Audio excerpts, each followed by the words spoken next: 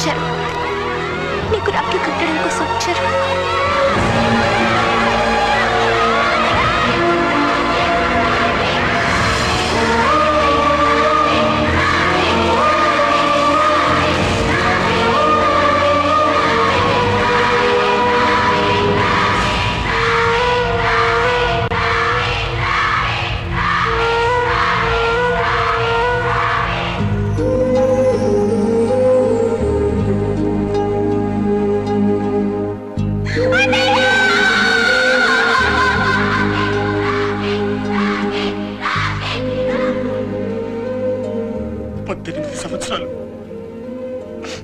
నా చెల్లి నా చేతికి రాఖీ కట్టిందమ్మా.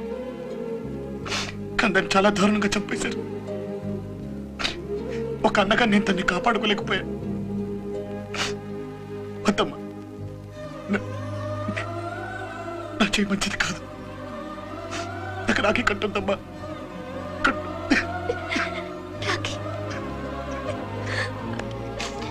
అన్నయ్య, నీకొక్కసారి రాఖీ కట్టి 10 నిమిషాలు బ్రతికినా చాలు. రక్షాబంధన్ కి నిజమైన అర్థం చెప్పిన నీకు రాఖీ కట్టే మా సెల్ఫ్ రెస్పెక్ట్ కి రాఖీ కట్టినట్టే. మనిషికి జన్మనిచ్చే ఆడపిల్లల పుట్టినందుకు గర్వపడతాం, కానీ నీకోసం చేస్తే అంతకన్నా ఎక్కువగా గర్వపడతాం. నీకు రాఖీ కట్టి మాలో ఎవరైనా చేస్తే అది మా ఆడపిల్లల అదృష్టం అనుకుంటాం అన్నయ్య.